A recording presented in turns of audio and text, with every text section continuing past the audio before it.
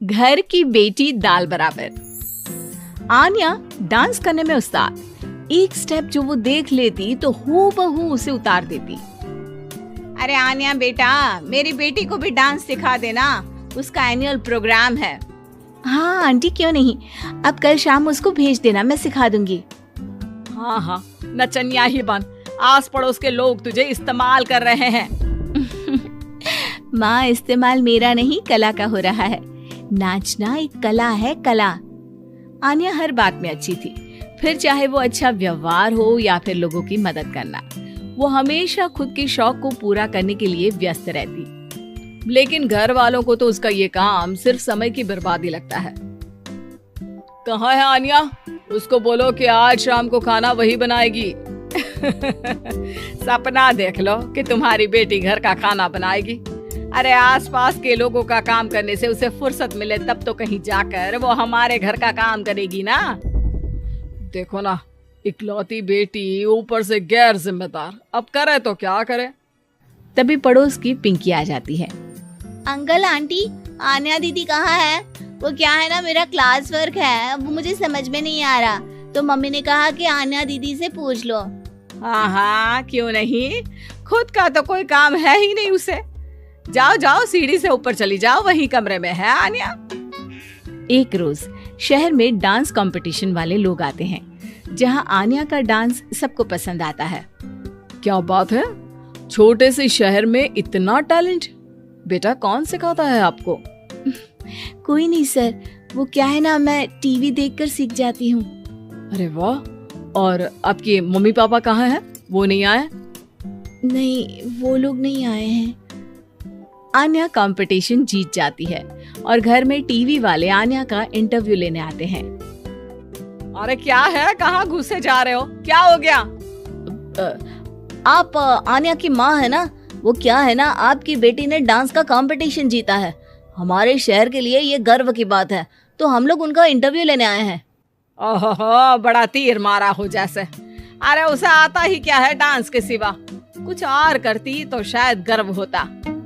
तभी वहाँ आन्या आ जाती है और पत्रकारों को इंटरव्यू देती है। उसी रोज पिता के ऑफिस में।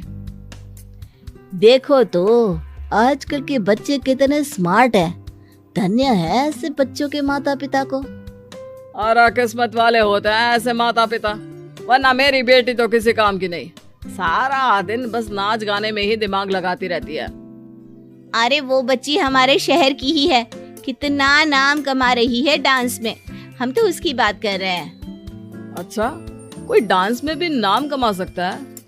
अरे दे देना भाई पेपर की कटिंग, दिखाऊंगा आन्या को भी मैं। क्या नाम बताया? आन्या? यही तो नाम है मेरी बेटी का, आन्या शर्मा।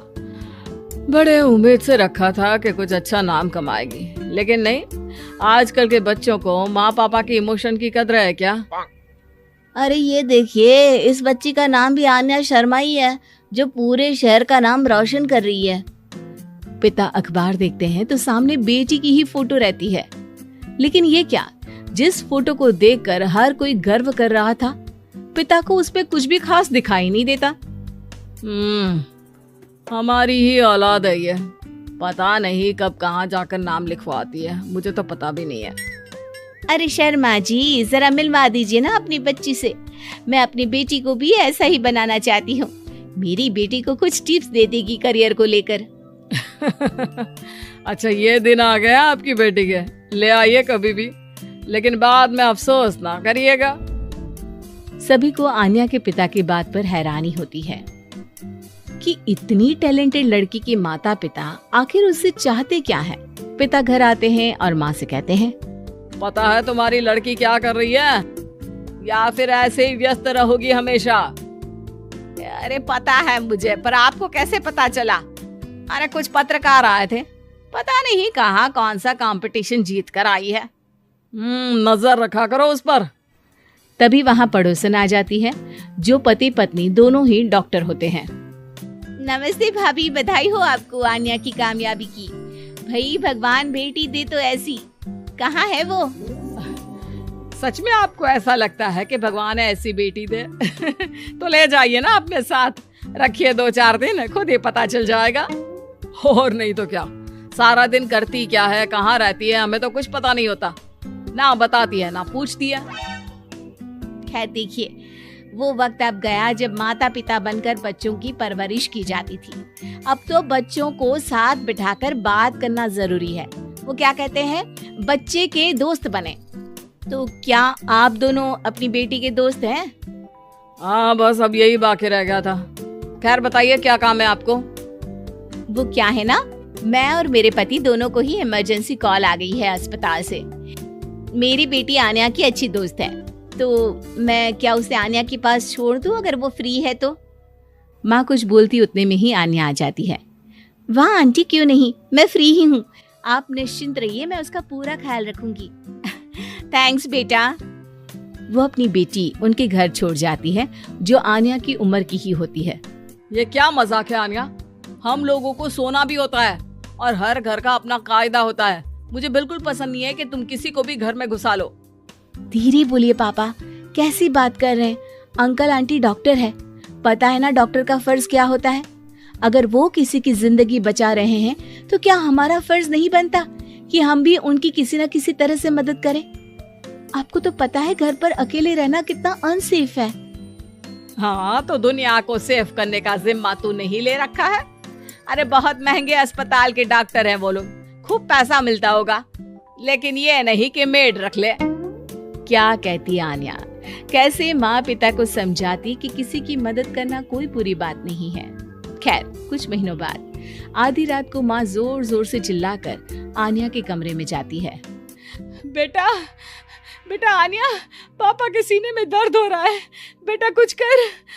हाँ माँ, मैं डॉक्टर को फोन करती हूँ। आन्या डॉक्टर को फोन करती है, लेकिन माँ डॉक्टर को तो आने में काफी वक्त लग जाएगा, मैं पिंकी के पापा को बुला लाऊं? अरे वो नहीं आएंगे बेटा, वो लोग बहुत बड़े डॉक्टर हैं और हम लोगों के पास इतने पैसे भी नहीं है। माँ, मैंने डांस कंपटीशन में जो पैसे जीते थे वो है मेरे पास, आप चिंता न करें, बस पापा का इलाज करवा ले। आन्या के कहने पर वो बड़े डॉक्टर ना सिर्फ आन्या के पापा का इलाज करते हैं, बल्कि उन्हें ठीक करके घर भी ले आते हैं। आज मैं सिर्फ अपनी बेटी की वजह से बच गया। भगवान सबको ऐसी बेटी